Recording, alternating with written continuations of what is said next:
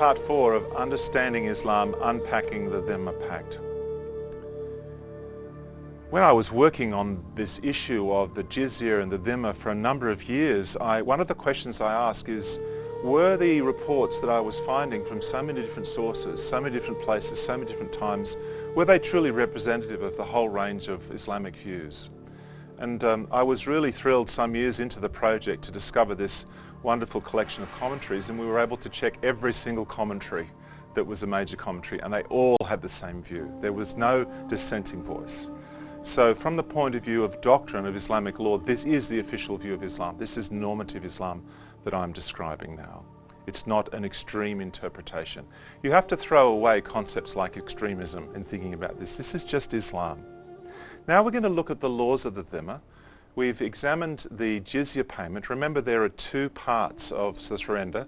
One is to pay the tax and the other is to be humbled. And I'm going to be explaining what that humiliation looks like. Ibn Kathir's commentary is very widely used by English-speaking Muslims around the world today. And that's an interesting resource to access. It's on a number of different websites, very easy to find in English. He said on Surah 929 that paying jizya is a sign of kufr, which is a very offensive term implying concealment and disbelief, infidelity and disgrace, he said. Allah said, and here he quotes from the Quran, the bits in quotations are from the Quran, until they pay the jizya, i.e. if they do not choose to embrace Islam, with willing submission, that is in defeat and subservience, and feel themselves subdued, that is disgraced, humiliated and belittled. Therefore Muslims are not allowed to honour the people of the dhimma or elevate them above Muslims, for they are miserable, disgraced and humiliated. Muslim, he's referring to the man who passed on a tradition. He recorded from Abu Huraira, a friend of Muhammad, that the Prophet said, do not initiate the salam to Jews and Christians. So don't say assalamu alaikum. Don't wish peace upon a Jew or a Christian. And if you meet any of them in a road, force them to its narrowest alley. Push them off the side of the road. This is why the leader of the faithful, Umar bin al-Khattab, may Allah be pleased with him, demanded his well-known conditions be met by the Christians, these conditions that ensured their continued humiliation, degradation and disgrace. He is referring to what's called the Pact of Umar, which is an early version or example of the Dhimma Pact document, which according to tradition applied to the Christians in Syria. And he's saying this includes a number of conditions upon Christians, and his point is that the purpose of these conditions is to make sure that they are humiliated. Some of the laws of dhimmis, the principles that apply to dhimmis include, under Islam, any Muslim who converts to Christianity or Judaism is subject to the death penalty. Conversions between faiths are also forbidden. People have a concession to keep their faith, not to change it to anything except Islam. It's forbidden to try to convert a Muslim from their faith. It's forbidden to hinder a fellow dhimmi from entering Islam. You see, when you do Christian mission, you are coming up against this spiritual stronghold, the restriction upon Christians from sharing their faith.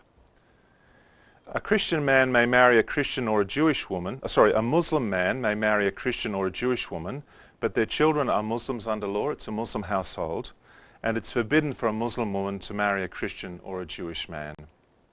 Anyone who converts to Islam could gain preferential inheritance rights within their family. They could inherit the family's property, and a spouse who converts gains sole guardianship of the children.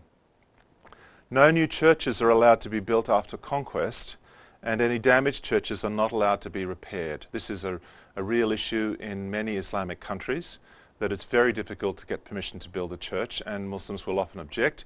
In Egypt, you used to have the presidential approval to build a church. Now it's the governor's approval. In Indonesia, it's extremely difficult, and many churches are running without permits. Dhimmi houses are meant to be smaller and lower than Muslim houses. If you visit the Jewish quarter in parts of formerly Muslim Spain, you'll see they're very small houses that the Jews were living in. Dhimmis have to dress differently and more poorly than Muslims. They had to look different. They had to vacate their seat from Muslim, get out of the way, to adopt a humble appearance. It's forbidden on pain of death or amputation for a dhimmi to raise a hand against a Muslim. It's forbidden to curse a Muslim on pain of death. Dhimmis couldn't own or carry arms. They're not meant to have any means of self-defense. They're meant to be defenseless, and It's interesting in Iraq today, if a church has guards for their church, they'll employ Muslims, because employing Christians as guards with arms is sort of against Islam, and that would be an incitement, a provocation for Muslims to see that. The blood of a Muslim is not equal to the blood of a dhimmi. So, for example, although the murder of a Muslim is punishable by death, Sharia law states that no Muslim can be put to death for killing a Christian or a Jew. Ibn Taymiyyah wrote, Jews and Christians don't believe in Muhammad and Islam, so their blood and the Muslim's blood can't be equal. Saudi Arabia has a table which values the blood of every type of person. Muslim man is worth the most, a Muslim woman, a Christian man, Christian woman, Jewish man, Jewish woman, Hindu man, Hindu woman. They're all on a sliding scale depending on their status. If a dhimmi kills another dhimmi and then converts to Islam, he escapes punishment. Anyone who converts to Islam is let off from a potential death sentence in that situation. Christians are also not allowed to hold public office or exercise authority over Muslims, and that's why in Egypt today you'll find that it would be very rare to have a Christian school principal in a high school, or a Christian member of parliament, and gone are the days when Boutros Ghali was able to become a prominent person at the UN through Egypt. That's not the case anymore. Dhimmi testimony is not valid against a Muslim in an Islamic court. This principle applied throughout the whole Islamic world, and it's still a really big issue in Muslim countries today. If a Muslim accuses a Christian of a capital offence, such as trying to convert them or maybe insulting the religion, the Christian's own testimony is invalid in their defence. If a Muslim man tries to rape a Christian girl, her testimony is invalid against him. So this entrenches a principle that non-Muslims' versions of events are suspect and unreliable, but it also means that non-Muslims are incredibly vulnerable, because if you have an argument with your Muslim neighbour and he wants your land, he can make up some charge against you, such as you've blasphemed, and you're quite likely to be arrested and thrown into jail. This is happening in Pakistan all the time, and Pakistani Christians are suffering greatly from these kinds of abuses. Dhimmis have to house and feed Muslim soldiers. According to the Dhimma Pact, they have to support the jihad. They're not allowed to support the enemies of Islam, and that's one reason why Christians are being killed by Sunni rebels in Syria today, because they've been supporting Assad, and the Sunni rebels claim to fight for Islam, so anyone who doesn't support them can be killed. They have no protection under the Dhimma Pact. Dhimmis are forbidden from any public display of their religion. No crosses, no funeral processions, no bells, no loud singing. If you look at photographs of Jerusalem from the 19th century, there are no crosses on any of the churches. When Hamas took over in Gaza, the Catholic Church stopped ringing its bells.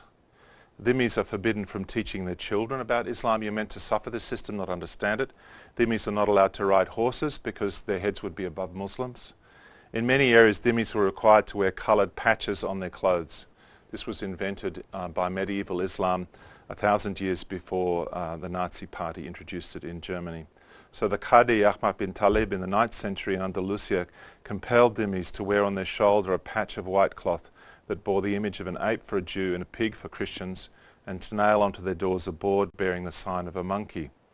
Ibn Ardun, also from Andalusia, said a distinctive sign must be imposed upon them in order that they may be recognised, and this will be for them a form of disgrace.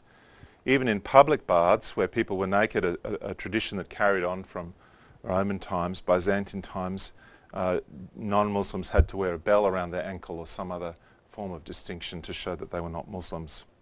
There are other manifestations associated with these disabilities. For example, it's very common for children to throw stones at non-Muslims. This is recorded in Palestine in the 19th century. Muslim children are sort of immune from any reprisal from the Christian, and the Christians or the Jews just have to put up with it. And even today, the Palestinian boys throwing stones at the IDF actually is a continuation of this tradition of saying, you are my dog, I can throw a stone at you, you dhimmi. Teaching of curses against Jews and Christians. Lane did an ethnography of Egypt in 1836, and he wrote about the curses, and he actually prints them in the book. And the curses are all about what will happen to the Christians when their dhimma is taken away, and we can loot their possessions and kill them and take their wives and children. May they be no longer protected. In Yemen, if Jewish children were orphaned, right up until recently, they had to be handed over to the Muslim community. The Ottomans used to take 1 in 5 of the boys from the Christian communities under their rule, like the Serbians and others. the Greeks and convert them forcibly, and they became slave soldiers. So many other abuses that were associated with dhimmi status. This describes the laws of the Dhimma that are discriminatory and work against Christians and Jews and others living under Islam. I've described the classical understanding of these laws. In practice, there's not a single Muslim nation in the world in which these laws to some degree don't apply. There's some version of this in every country. Even Indonesia, for example, very hard to get permission to build a church. And in some countries it's quite extreme. I'll explain and speak about some examples of how persecution abuses arise from these principles in a later section. Thank you.